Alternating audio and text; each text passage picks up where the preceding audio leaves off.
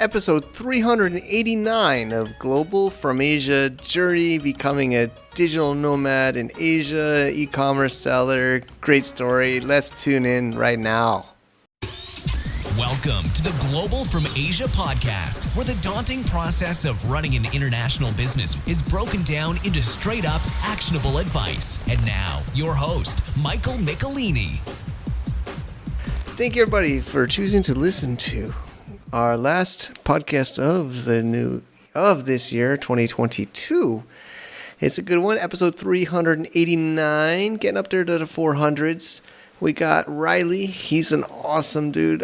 Living That Life YouTube channel I've seen quite a few of those shows, and he's a very successful e-commerce seller, living that life, traveling around, mostly in Thailand and in Bali, Indonesia. And today we talk about his story, how he got into the game, how he found his way, the journey. And what I like about him is he's trying to get everybody like that. You listening, whether you're doing it already or you're not doing it, it's inspirational, it's interesting.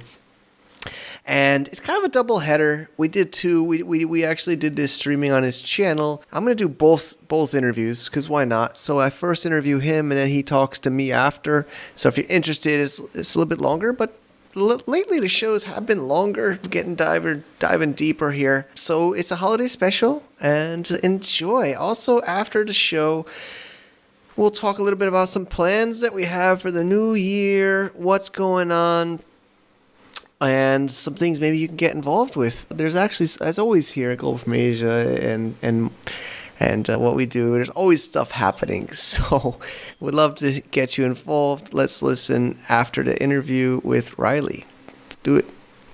Are you looking for a cross-border logistics company from Asia to the East and the West? Then look no further. Cross-Better Logistics is a solution for you.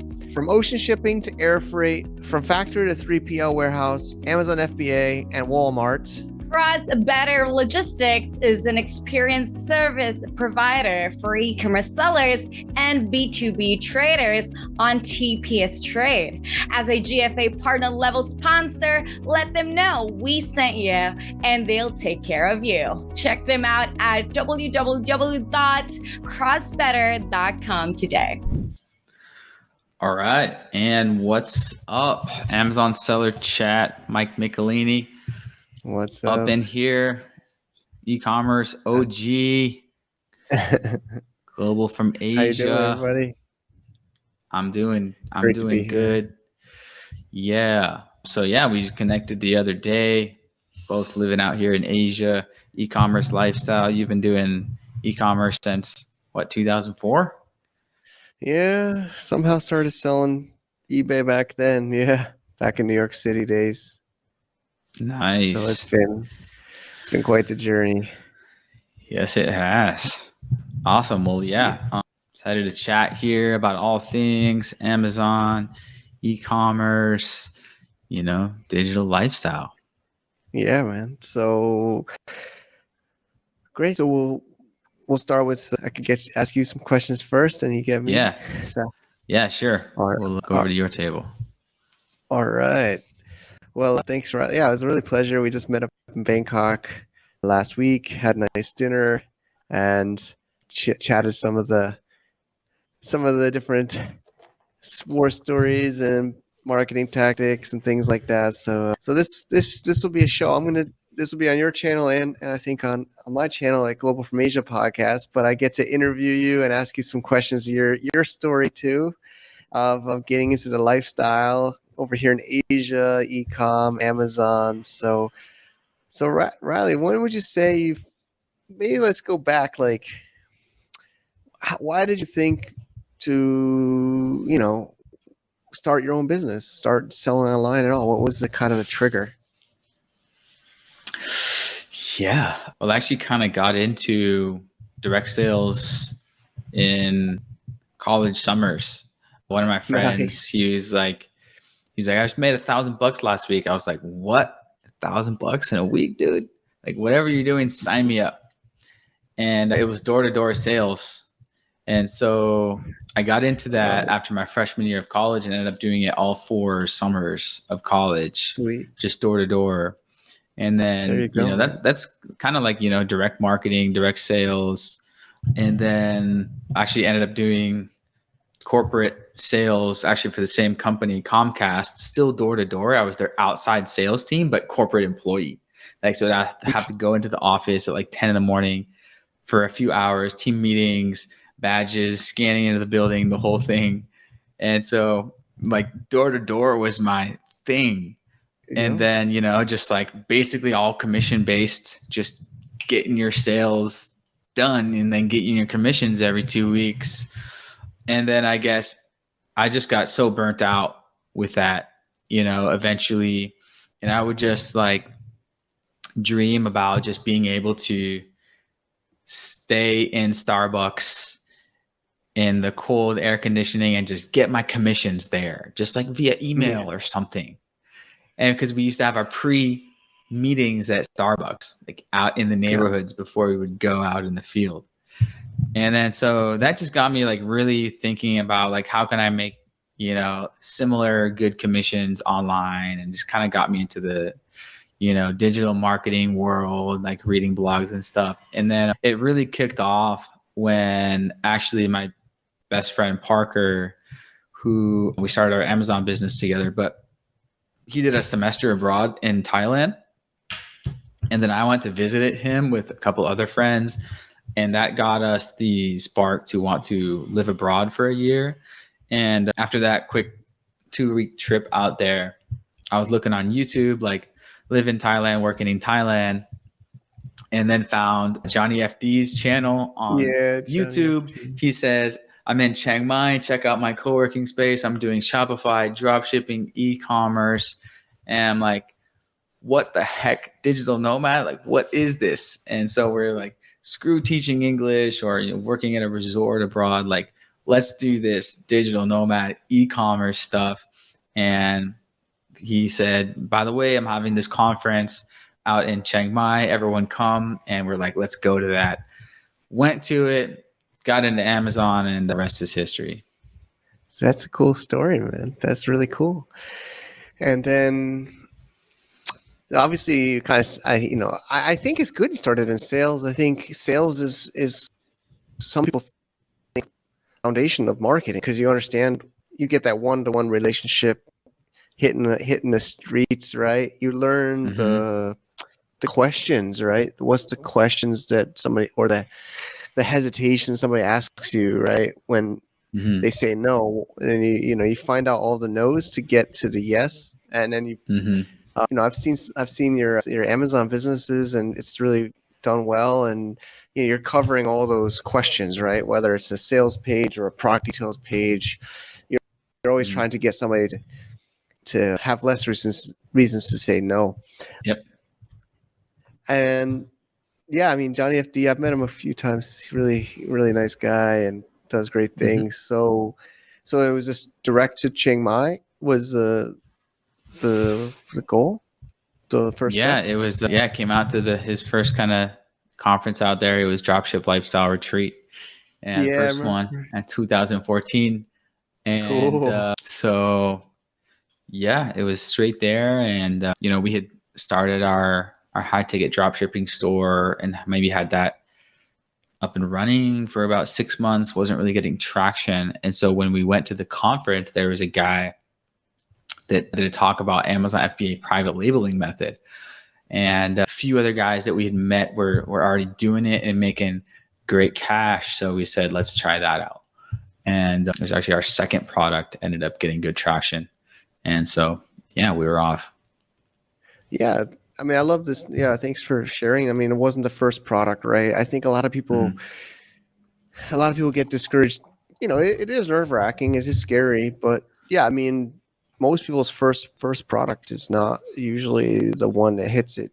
So, and then high ticket drop shipping to Amazon FBA private label. Yeah, 2014 was early for FBA private label. I mean, I think private label, the term was just starting around then, maybe. And so So then mostly probably from China, buying from China or Oh yeah, China. I remember I was on AliExpress looking yeah. for stuff, and I found this product on page 50. Yeah, yeah. It was actually an idea for a product that I had. So actually, one of our friends was crushing it with a selfie stick, and I had the idea to do a selfie stick tripod, like put a tripod on the bottom of it, so I could stand it up on the desk and just record videos. And so, Got it. selfie stick tripod did not exist back then in 2015. Now, when you search selfie stick, they're all selfie stick tripods. You can't get a selfie Got stick that doesn't have a tripod in the bottom that doesn't stand up. And so, like 2015, crazy. And so, I found a little cheap little selfie stick with a tripod on it on the bottom of on page 50 when I was searched selfie stick on AliExpress. And we basically made a heavy duty version of that. And we were basically like pretty much the first premium selfie stick tripod on Amazon. And cool. that got traction. And so, yeah, that was our first winner in there around like 2015. So it seems like it. So you are making modifications to the product, right? So are they molding changes or So is it it was like actually no mold. So actually we took like a GoPro pole and we took a tripod, which is basically this exact tripod. Let me see it. And we yeah, just bundled them together and you could just screw the GoPro stick onto it. And we called it the got it, selfie stand. And so it got was it. literally just a tripod with the GoPro pole, like one of the, heavy I duty like it. ones you take like scuba diving or whatever, and just bundle it together and put, different mounts on the top. So there's a GoPro mount, a phone mount, GoPro mount or a phone mount. And so you could do either camera, GoPro or phone, and sold it for like $39.99. And yeah. That's cool. Yeah, I love the hustle, man. And I know, like, especially when people first starting out, don't try not to do molds and upfront costs until you either have more money to burn or are confident that it's going to be the right product. So, and so then was it like, so you were living off this like one product, or were you kind of expanding? Was it like a product line? Was it, or did you do Yeah, multiple we were, brands? Or? for the most part, we were living off this one product. It was like, we launched like some phone cases. I mean, over the years, yeah, we launched like a standalone tripod. Oh, we launched a second version that was called the grip stick. So it was the same stick pole, but with a grippable tripod, like an octopus grip arm, and called that the grip stick. And that ended up selling like just as well and didn't have as long of a life cycle, but that like was another successful product, basically kind of competing itself, just like another version of it. So yeah, that was that. And then in the next coming years, we launched some phone cases, some mini tripods, some Bluetooth remote type things, but nothing really caught super good traction until the sticky Yeah, wallet in about I got you. 2017, Yeah, which I gave you a got it right sample here, there in man. Bangkok. Yeah, Yeah. yeah, yep. And so this baby's still churning. And so this is kind of our main brand. So we basically created a whole brand around Sticky Wallet. And so, yeah. And then around 2018, kind of a good friend invited me to his agency mastermind in Bali. And he's like, we did a couple interviews on his channel, and he's like, you should start like you're an Amazon guy, you could start an Amazon agency. And so I was like, as any entrepreneur, what's your next thing? What's your next source of income? And so, yeah, I kind of launched it at that little conference that I went to, kind of a more of like a retreat / boot camp, Got it. 2-week thing, all about building and growing your agency. And so yeah, that was 2018. And then started my agency then, and still the agency is the main thing now. Great, man. Congrats. Yeah, this is a lot interesting story. So actually, I forgot to ask, I hope it's okay to ask, Phuket, right? You're in Phuket right now? Or? I'm in Bangkok right now, but You're I've still been in Bangkok. Okay, I thought you were mostly going to Phuket this Phuket. year. Yeah, that's Yeah. that's basically my point. Is like I think I'm in Chiang Mai. You were here. You're in Bangkok now. Like maybe give us some updates of where you've enjoyed over these years. Coming out to Asia, living this lifestyle. What were some of your highlights of living? Yeah, man. It's all a highlight, where there's palm trees and sun, I'm a happy dude. You know, I can try to be tan, at least a little bit. And so, you know, yeah, I love the sun. And so, Southeast Asia, Thailand, it kind of chose us, with the Finding Johnny's channel and with, my best friend doing a study abroad out here. Yeah. And, right when we came to that conference, it was like immediately you meet 100 friends that are like-minded, ambitious, adventurous, willing to come out to the other side of the world for Thailand to pursue their entrepreneurial dream.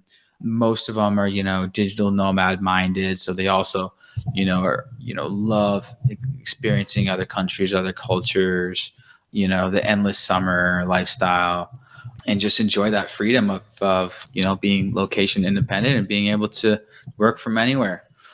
And Mm-hmm. so yeah, once you're here and you have that initial group of friends in Thailand, that just became kind of like the home base. And so most of the time, so first couple years we're in Chiang Mai, and then most of the past 5 years based in Bangkok. I also did a couple years in Bali, and I've traveled around a good bit, done some stints in Croatia, 2 months stint in Croatia, 3 months stint in like Istanbul. But have you been to Bali?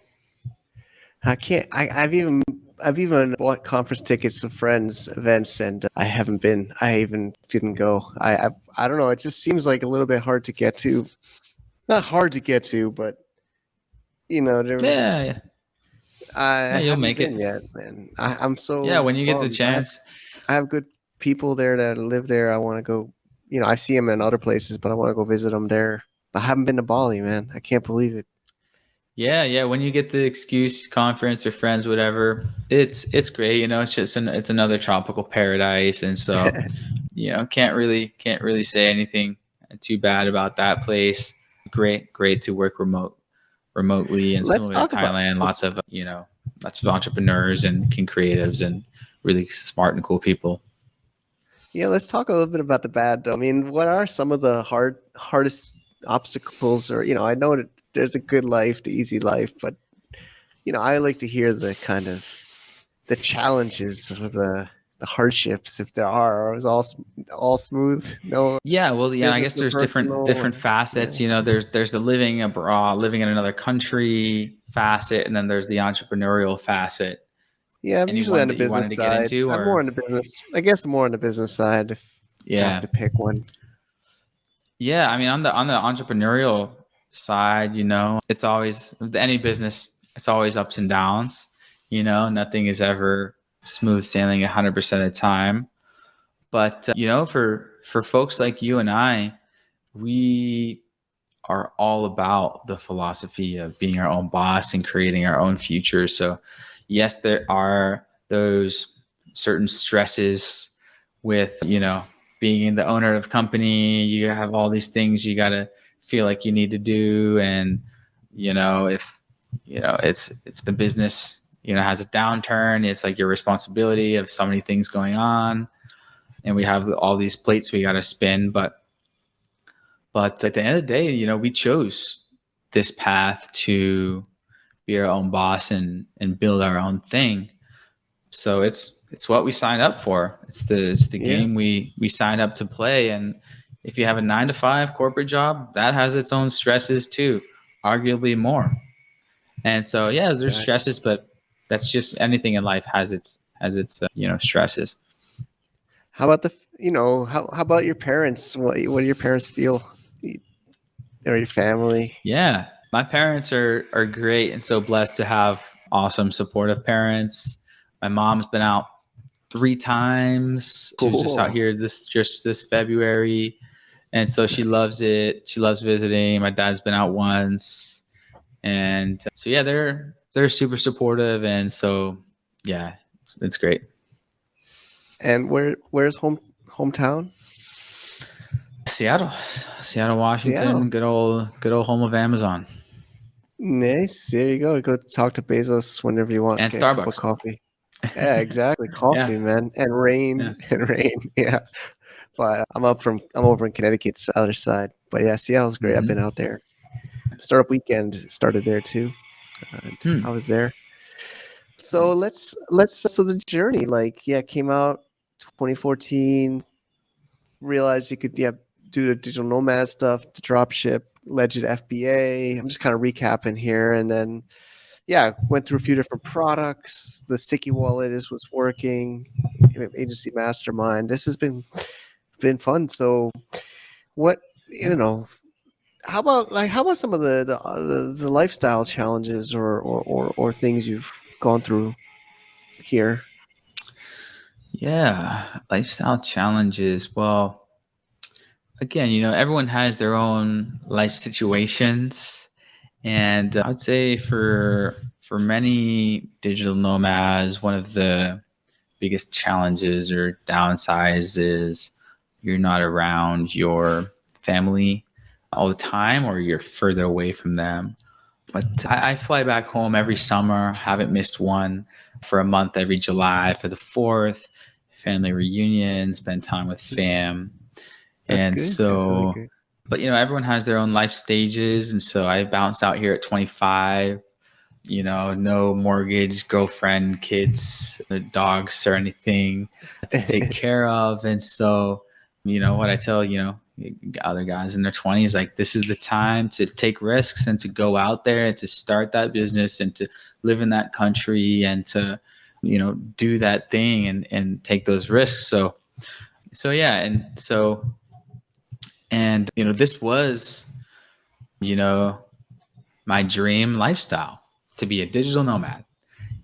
Ever since I found Johnny and I found Jabril and like other, travel, guys on YouTube from then, I was just like dead set. This is laptop and passport. That's all you freaking need. That is the lifestyle. And so in terms of lifestyle challenges, like having a job back home, that was my lifestyle challenge. Yeah, That that was is a that was the lifestyle life I didn't challenge want. for me And too, man. so having to wake up in the morning and go commute to work, that was a lifestyle challenge. And so the Hmm. kind of whole life hack was to be able to make your living online, so you don't have to do that. You can, structure your day and your week and your month and your year on your own time. But so yeah, there's that perspective. But yeah, in terms of living abroad, I like to, on my vlog and blog, living that life, just kind of have the message that it's really not as scary at all. It's pretty easy to connect to digital nomad communities around the world. It's, the whole world is globalized, and you can get a nice apartment very easily anywhere in the world, and especially in places like Thailand, Chiang Mai, Bali, Phuket, Bangkok. You can plug right into conferences and meet hundreds of other dudes, gals in the same boat from all countries around the world, and it's very very easy to be anywhere now. So it's not really that many challenges. The visa thing, very figure outable. Just figure out a Yeah, setup that works for you. So yep. so yeah. I heard there's some challenges now in Thailand, though. Really recently, I think, yeah, student visa. People using student visas getting harder. Maybe, I don't know if you heard that yet, Yeah. but Yeah, I I guess did there's just have always a friend, a Chip. He's another FBA guy. He just texted me. He's on the Ed visa, but now he can't get the elite visa because he already had an Ed visa or something like that. But there's still, yeah, there's just always a way to figure it out. Just Google search and see what's going on, see what other people are doing on YouTube, I and think just do what they're doing. I think we have. I think it's the same chip. Maybe he's from Hmm. Florida. Yeah, probably. Yeah. He's a Tall Chip does FBA Yeah, based in Chiang Mai. So yeah, yeah, yeah. yeah, yeah, Or you probably know him. yeah. Cool. So, I think, still seems a name. What do you think about the people that we were joking really quickly on the vlog? Like, it's never too late. You know, people are probably still saying, "Oh, but Riley, this you did it 2014. You got in early on the private label thing." You know, like they're thinking of excuses. They're listening right now. They're like, "Oh, we lost Riley. Oh, he's I'm back." still here. Scared me, man. You I was there? putting you on a full screen. Oh, I thought you dropped, man. I mean, okay. But people are saying they're like, "Oh, I'm scared." Like they won't say they're scared, but they'll say, "Oh, it worked for you, but it won't work for me." You know, I think that's a common one, right? Or it worked then, but it won't work now. You know, like there's so many people doing it. Like, you know, I'm too late. Yeah. You know, maybe. What do you normally say to something like that? Yeah, it's yes and no. And so with like the get into FBA, almost like it's a fucking MLM or something. Like, it's like maybe back in the day, maybe it's like you just get in and you throw in any old garlic press up and you can make Yeah. 10K. That's for sure over. You can't just do that anymore. And maybe in the heyday, early day of Amazon, you could, because there was not all the Chinese copycats, not all the private label sellers. So that's probably true. And now it's like a more real business. Amazon is just the online shopping industry. Amazon is just physical products. So doing Amazon, you have to, starts with a good idea, like any business. And so, what I tell people is, you can't have any copycat, same generic private label product. That's probably not gonna, be a heavy hitter, because even if it's not, even if there's not a lot of competition, a Chinese seller can just have the exact same product and beat you on price. And so you gotta make your product unique and better. And so, more crowded with, basic products, definitely. Same with any other platform. So YouTube over the past 5 years also has gotten way more crowded. So if you're putting out just like basic, okay content, your stuff is getting way drowned out now by premium good Yeah. content. And I'm speaking to myself too. My views have gone way down because there's Oh more no. digital nomad vloggers. There's more people. And so every platform, even Instagram, everyone's noticed my reach is not the same as it was 3 years ago. Yeah, because there's more creators. Algorithms have also changed. That is something too. But it's just like the internet. Every year it gets more and more users. So what does that mean? It means you need to adapt to the new platforms, new strategies, and or just be better and more unique. Same thing with a Yep. YouTube channel or a physical product. You guys just got to be better and more unique. Yep. I agree. And I think we're kind of getting towards the end of my section, but Yeah. for my, I think we'll put this on my show. So for my ending, what's some ways, Riley, for people to find you and connect with what you're up to? Sure. Yeah. My Amazon agency, Amazing Marketing Co., amazingmarketingco.com. Check us out. So my travel vlog is Living That Life. YouTube.com/Living That Life. Also on Instagram, Living That Life of Riley is my Instagram.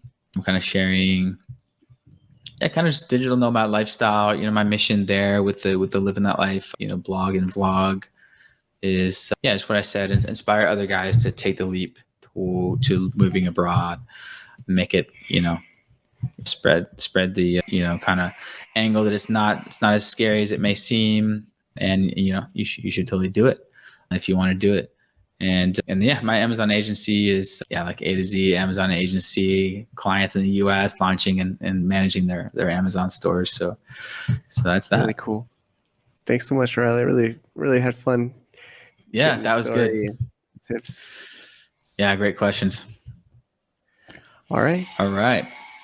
Cool. So let's dive into me interviewing you. All right.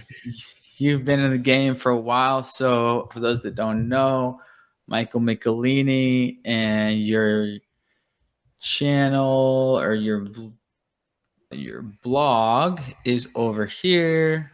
Let me make sure I'm sharing the screen.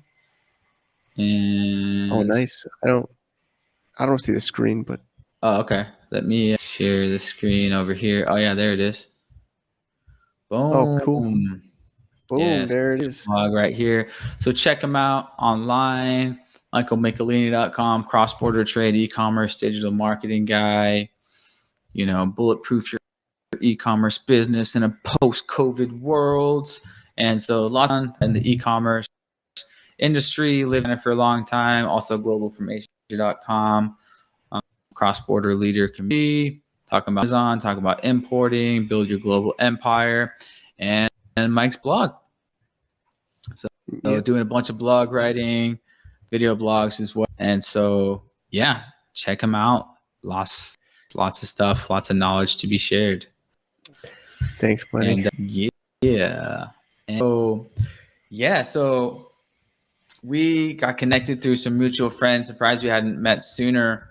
And so I had a kind of some questions for you. And what's really interesting is you said you got started in e-commerce in 2004. So what were you doing then? What got you into it? And yeah, what was that? What were you doing in 2004? Sure. I just barely got out of college then. I was working in Wall Street. So don't have the normal track. I went to engineering school because my parents wanted me to be like a computer engineer, but I thought it'd be cool to be in business. So I still did engineering, but then I went to Wall Street after and worked on basically a Deutsche Bank. It's a German bank on the trading floor for junk bonds. So I was working in there, but I thought I had no idea what I was doing, to be honest, dude. I just nobody in my family or my network was an entrepreneur. It's almost embarrassing, but at that time I thought to start my own business, I thought I had to work, go to MBA school, and then start a business.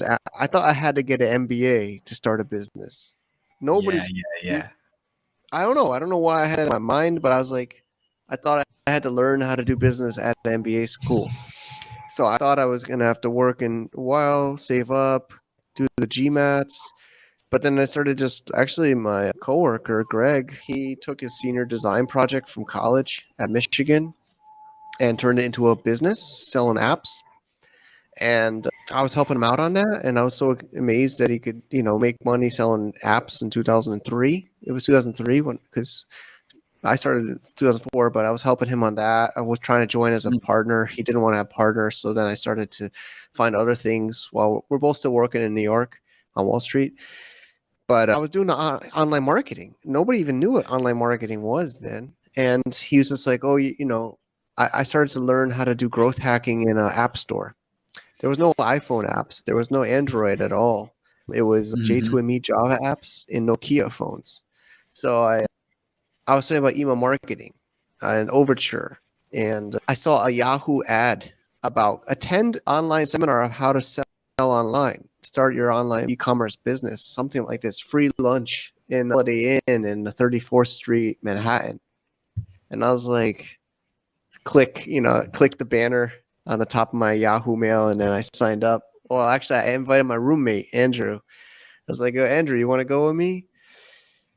There's free lunch. He's like, all right, I'll get the free lunch. Holiday Inn. So then we go, and then it was like a Saturday lunch afternoon, and it was a hard pitch. It was not a soft pitch. It was like, this dude, I'm eating some kind of not steak, like chicken or something, and there's 100 people in a room, and there's a speaker that sells wheatgrass kits. And he says, I'm making money online. I'm paid here to help present to you how to do this. And then I was so skeptical. I'll be honest, man. I was like, this is some scam. They're just cheeks, trying to swindle me, get me a free lunch. And we listened to he actually gave some good content. He did it wasn't purely sales pitch, but there were people in the back of the room trying to sell you. So you would go to the bathroom, or they would try to say, "Can you come sit at the table with me and talk about your situation?" They were trying to like close you.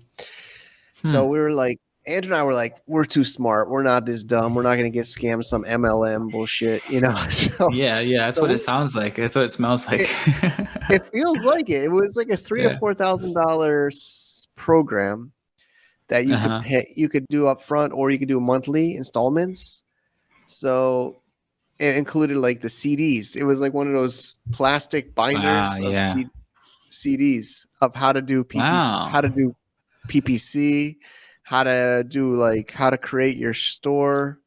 You know, they gave you the software. It was actually, they got sued for this because of their hard sales. But honestly, their product wasn't bad. I mean, it wasn't perfect, but we left. We're walking down the road, and then Andrew and I are talking. We're like, "Yeah, I bet you we could have made it work, even though it looks like kind of a scam, or it looks like maybe it's expensive, maybe $4,000. Maybe we could figure out a different way to do it. But this did have everything in one, and we could finance it." And we're talking to ourselves into it as we're walking down the street of Manhattan. So we stopped on a street corner. I don't know, maybe 4 or 5 blocks, and we're like, "You know what? It's true. Why don't we just do it?" We're not going to go and find the shopping cart and the merchant account and this and that and try to. We'll just sign up. We'll just drop ship products. So we said 50-50, and we just shook hands. Mm-hmm. And we walk back. They're cleaning up the tables. They're folding the chairs. They're like putting the papers Mm-hmm. away. They're like, somebody came back. They're like, you escaped and you came back. So yeah, we signed up.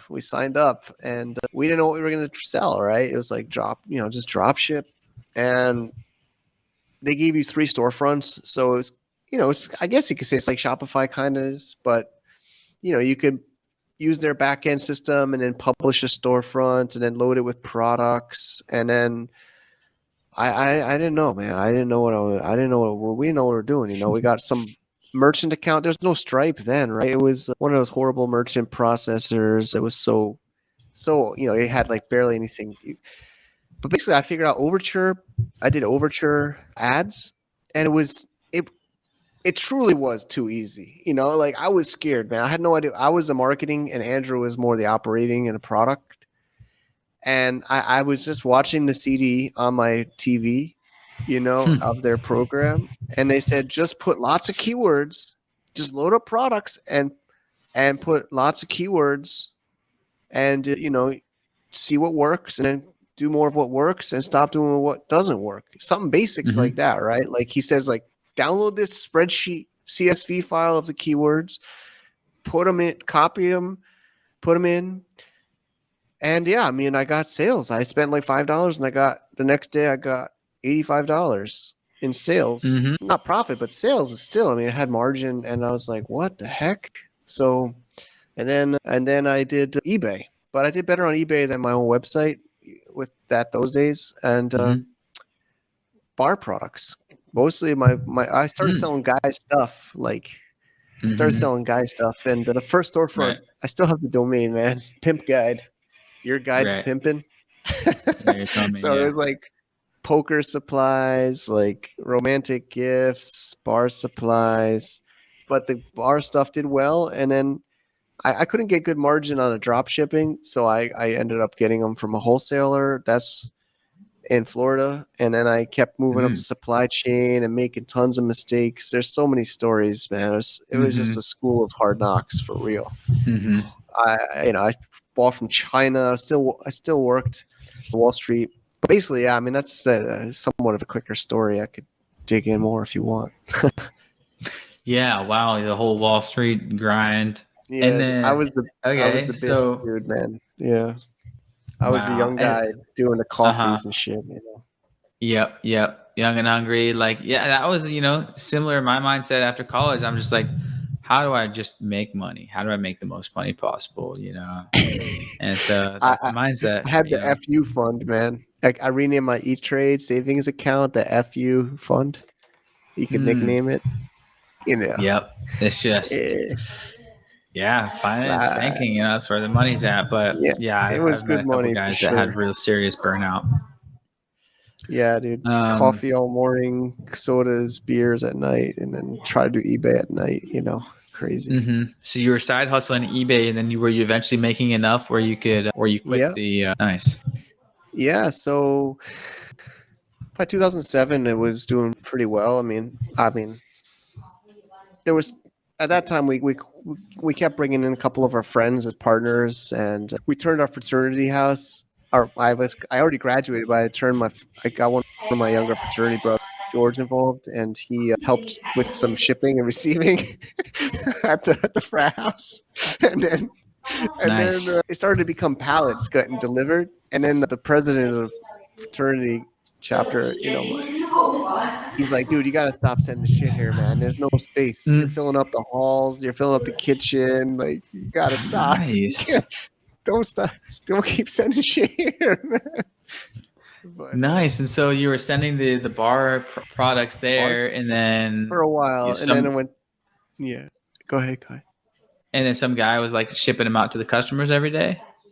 Yeah, George was doing it. Yeah, or he was probably a junior in college at that time, and I was working on Wall Street. There was one story.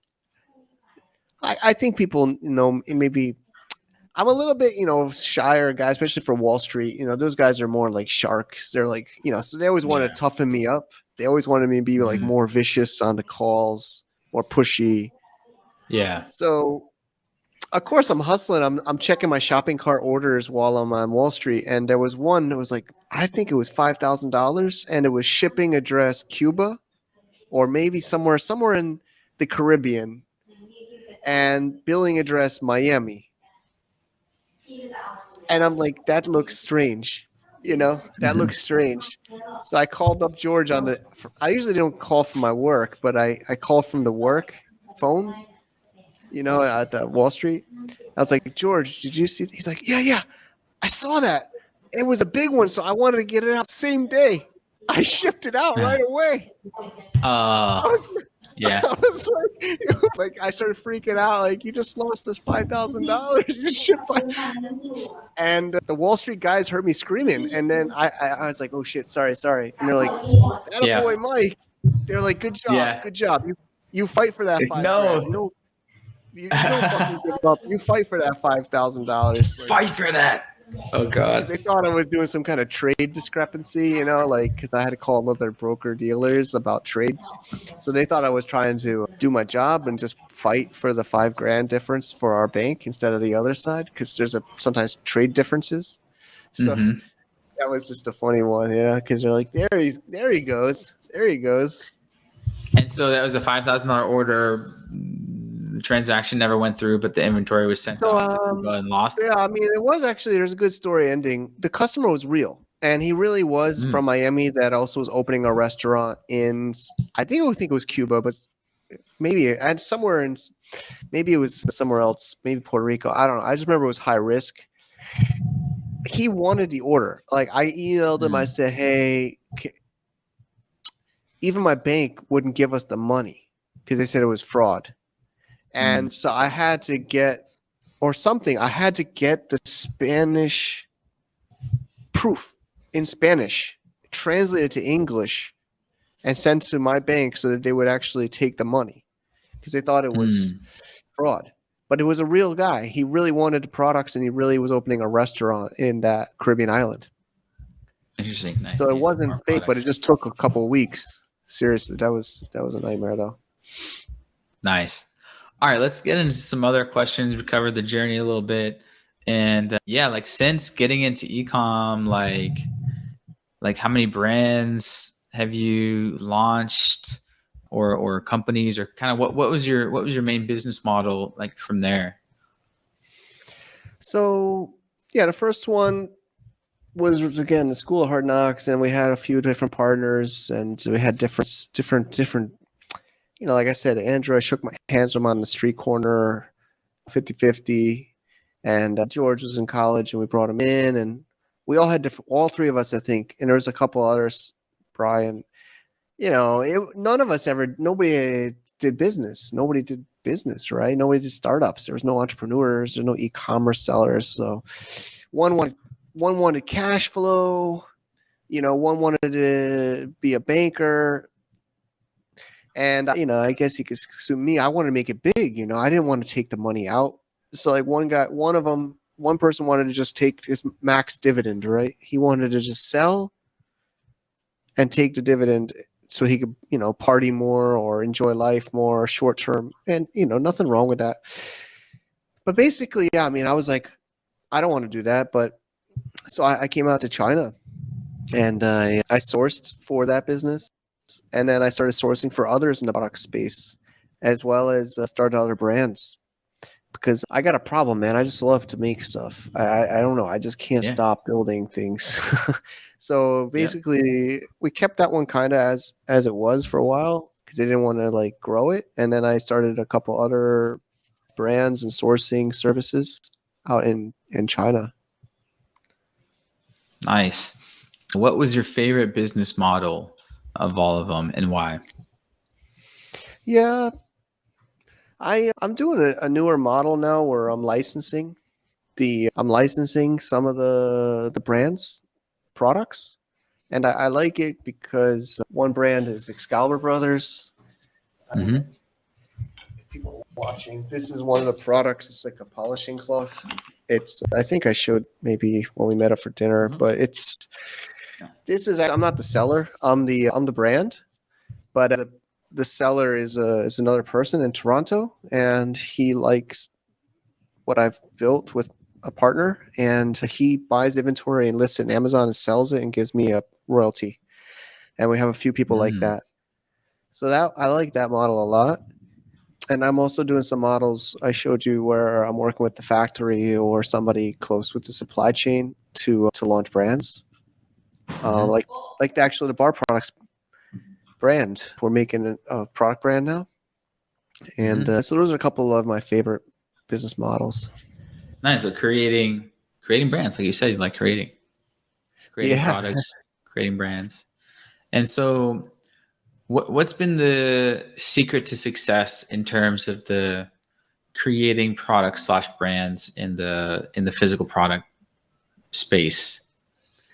Yeah, so for me, I don't know if this would be helpful for your listeners, but I've been doing this so long that I get to build up assets that I can use for multiple businesses and within a niche. Like I kind of stick with home and gift and garden, And so like my first e-com business, New York Bar Store, that when I was talking about with Andrew, I still have the domain now. And it's more like an affiliate site for my brands. So I'm building out assets, content and distribution assets that I can use across multiple brands or products so that I don't need to do so much setup every single time. Right. They all cross promote each other, but they're different brands, different entities, but they can all cross promote. Yeah. Okay. Exactly. Nice. And I'm even an Amazon influencer myself. So if you look on my listings, you'll see me unboxing them, but not as the brand, but as an influencer. And I did it on a different. It's so complicated. I don't know. I mean, I could dig in. I don't know. I just because that started because the brand says it's tacky if the brand does an unboxing. I don't know if we talked about this at our dinner meeting, but they said it looks weird if the brand is unboxing their own product. So I was like, you know what? I could just unbox it as myself under a different brand. Not a product brand, but a unboxing brand. So I'm kind of like making an affiliate site where I'm the unboxer. I unbox my own products. And finally, it's kind of showing up on the listings because they kind of put you in the box for a while and they only show it on your own influencer page, not on the product listings. But now they're starting to show on the product listings. Okay. Nice. Maybe you had to build up your Amazon influencer. Did you have to be like an A+ influencer or whatever they call it, A-list? Or you're not there yet? Yeah, I mean, I'm sure I got to study how I even did it. I did it over years. Like I said, like I did it and started doing it in 2016. I mean, I use my buyer account. My buyer account is from 2010. And I was always giving reviews. I never gave my reviews to my own products because I know that's dangerous. But I gave Yeah. reviews to friends' products, or I gave reviews to books I like to read. I just wanted to have like an active buyer account as an asset. And that was even before the influencer program came out. And then it started coming out right in 2017. So I signed up. But then I didn't really think about doing it I was actually scared to do it for my own products because I thought I was going to get like violations because I'm a buyer and a seller. Yeah. I hope I'm not breaking anything, but friends have told me, and maybe you could tell me. But all I know is I built it up over time. Starting from zero. I'm not sure. I just was kind of maybe lucky to say. Yeah. But that's Interesting. kind of what I'm saying. Like, I don't want to discourage new people, but the point is you just start and just build. I guess I'm a workaholic, but you start to get these opportunities, right? I didn't know that the influencer program was going to let me make my own product unboxing because my partner, my brand says it's tacky to have the brand as an unboxing, and then I can use my influence. You know what I'm saying? So I have built up these assets that I can use across my various brands and businesses within a niche. Nice. What was the most profitable business model that you've done?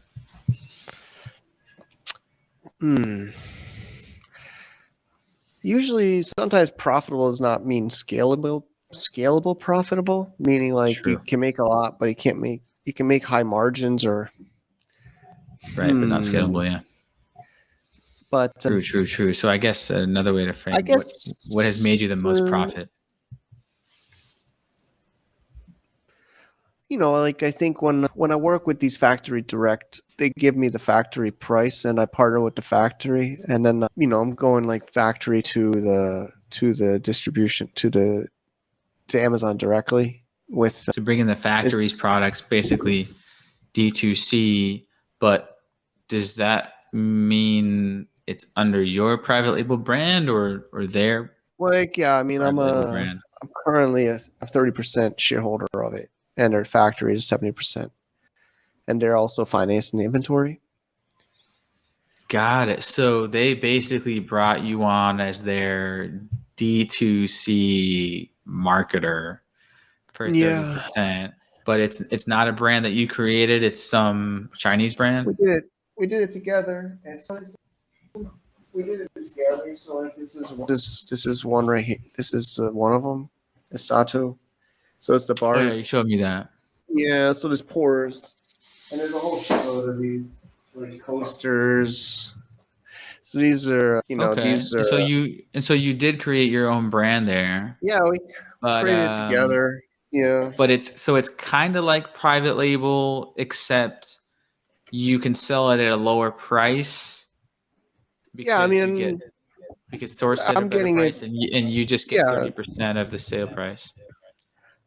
So I'm an equity holder. I'm a shareholder in the joint venture. So we set up a company together where we put the brand, the trademark ownership, and the cash in the bank account is shared. And then of course we dividend out money or salary out money. We have different structure, but it's basically set up a company together, and then basically factory direct pricing, but we're buying from the factory. I get there's cost to Right. the product. So yeah. So instead of just charging a markup and selling it wholesale kind of to private labelers, they're not charging any markup and just going straight to Amazon.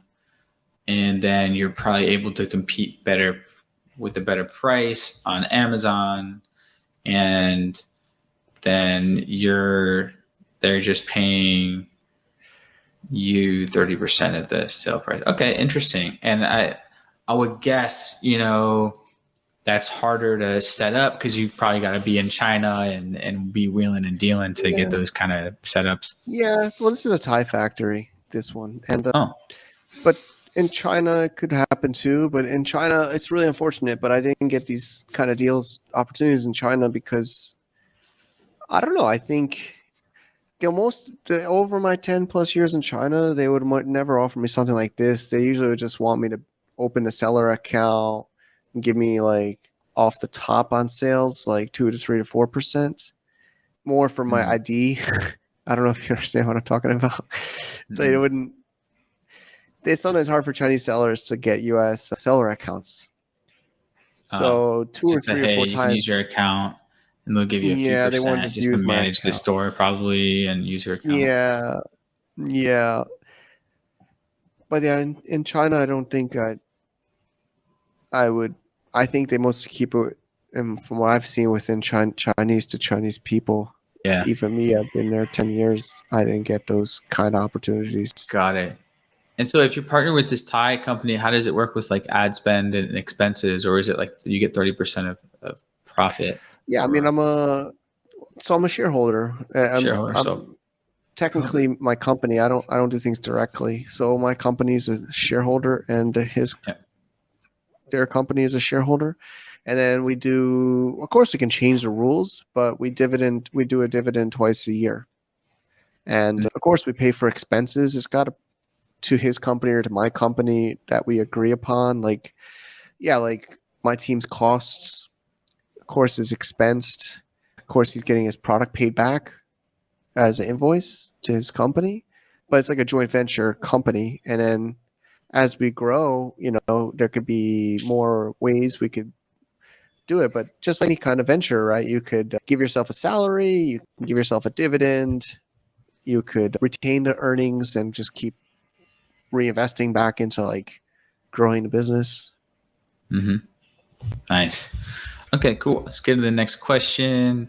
What is the most exciting thing in e-commerce today for you? I want to do more of it. Crypto, still believe there's a huge opportunity to bridge crypto and ecom. I don't know if we talked about, I don't know sure if you've done any crypto, Riley, or not, but I know it's got a bad rap, especially right now we're in a bear market in crypto and there's a lot of scams, and this FTX guy just can't, he did Fucked such a everything up for disservice everyone. to the, yeah, Yeah. he messed it up because it doesn't need to be I mean, anything can be a scam, right? It just doesn't mean all of crypto is a scam, but Yeah. I still believe this NFT, Web3, crypto, ecom is going to come together. I think there's going to might already exist today, some kind of an Amazon for I mean, of course, there's OpenSea for NFTs, which is like the top NFT marketplace.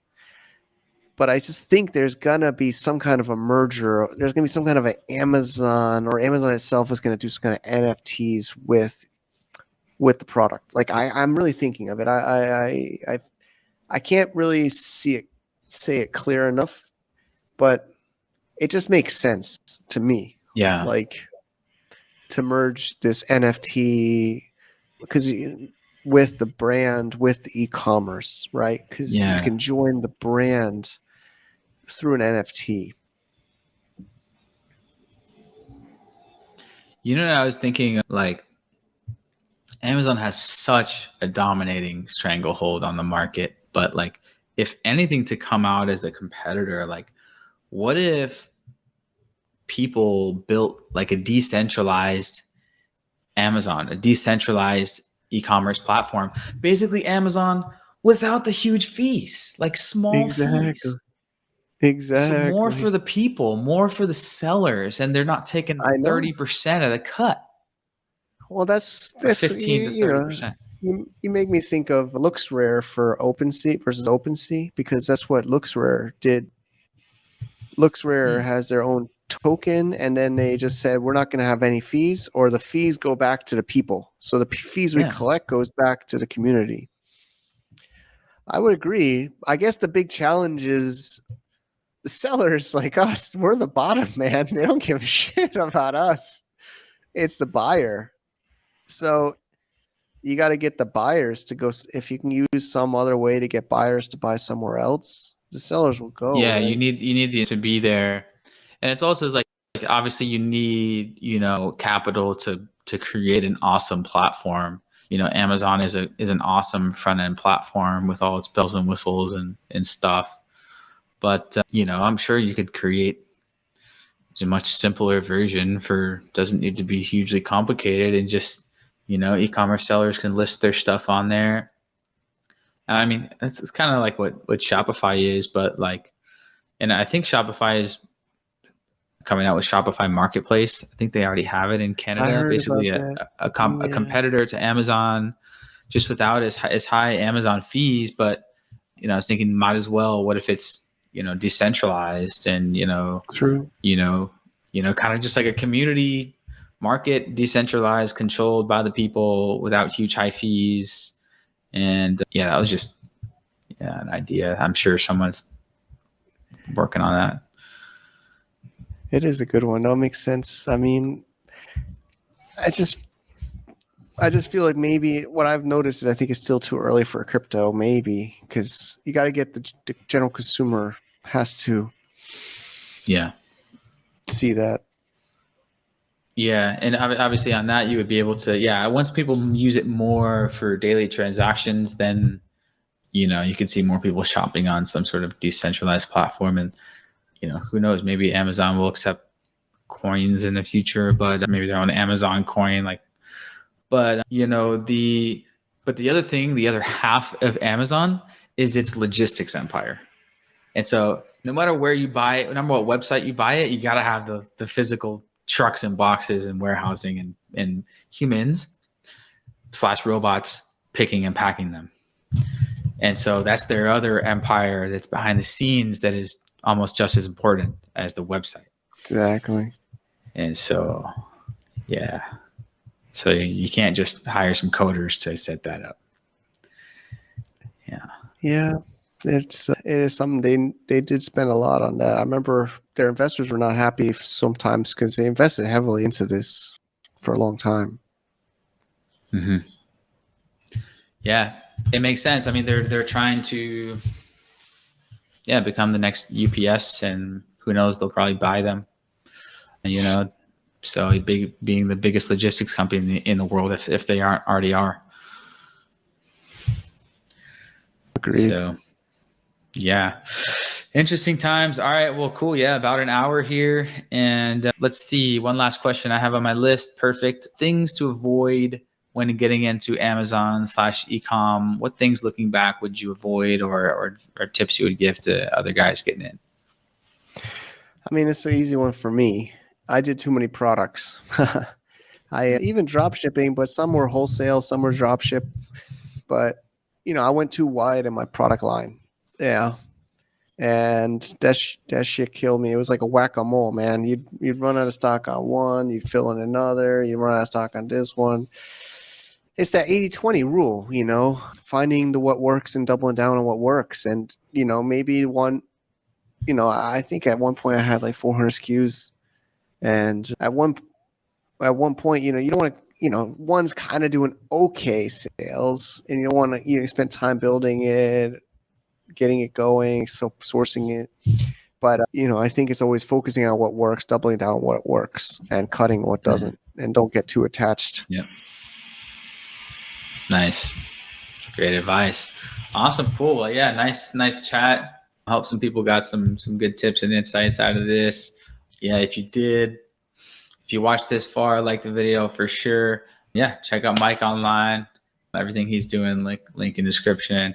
Lots of things in e-commerce. And so if you guys have questions, post them in the comments. And Mike, I will see you around at probably some point around Thailand. Yeah, I look forward to it, Riley. Thanks for having me, man. It was fun. All right. Cheers. Cheers. And thank you to our sponsor, our returning sponsor, Mercury.com, online bank. Well, it's a real bank, but you can do it totally online for US. Our Blimp program participants are going through this as well. Thank you, Mercury. Travis is great there. He's been on our show. He's been in our events. We're going to have another event where we will have them attending as well. And if you want to get a little bonus for you and us, if you sign up and do some special circumstances, you can go to globalfromAsia.com/Mercury. I also have a video tutorial that we use even for the Blimp people. I use the same exact video to learn how to use it. I hope you can check it out. Totally free. Why not? See you there. Awesome, Riley. Really cool. Also, we got to meet up in Bangkok, have a nice little dinner. Also, Zach Franklin was there. It was a lot of fun. It's the highlight of the game, of the hustle, of the never-ending grind. At least for me, I am a workaholic. I'll be 42 in 2023. And, I think I said in the intro I would give you some ideas of what to expect next year. So we've got to do it. We've got to make it happen. Cross-Border Summit's got to come back.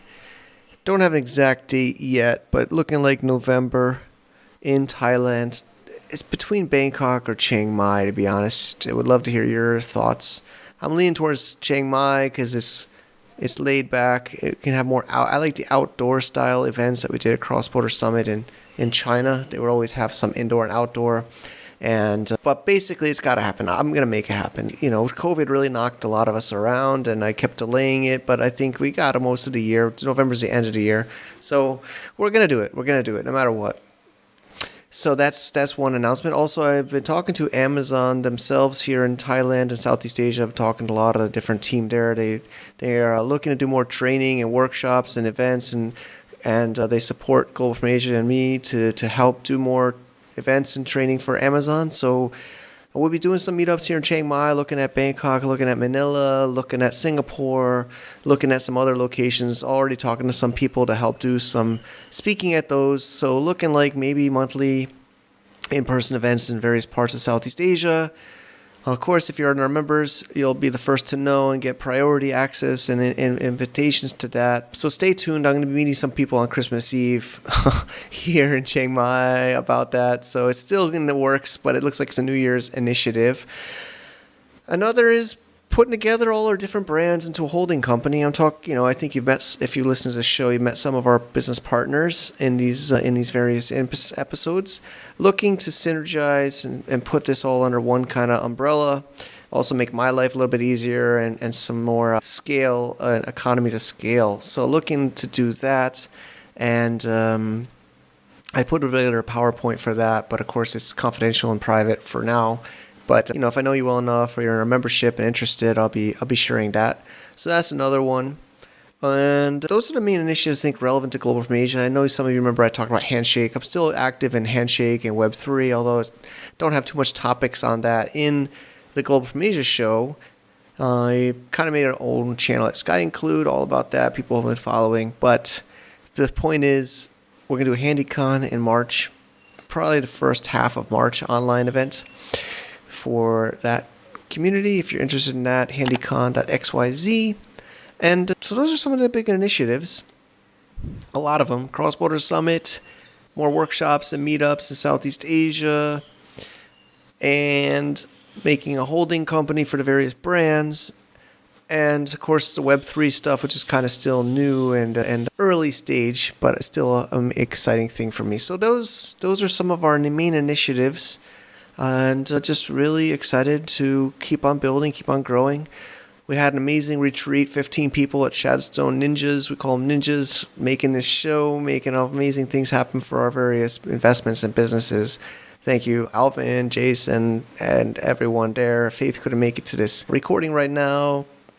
And thanks, Faith and everyone making all this stuff happen. Also, our sponsors, Mercury's been going now a couple of years. Cross Better Logistics, definitely give them a shout. We've been using them more and more for various businesses, and they're doing great. So that's it. Lots going on. Let's make this globalfromasia.com/digital-nomad, and we are nomads. We are making it happen. Thank you so much for watching and listening and supporting for all these shows. I know there's some regular listeners, and I really appreciate you so much. All right, that's it. Ciao. Happy New Year. Happy holidays. Let's rock 2023. To get more info about running an international business, please visit our website at www.globalfromasia.com. That's www.globalfromasia.com. Also, be sure to subscribe to our iTunes feed. Thanks for tuning in.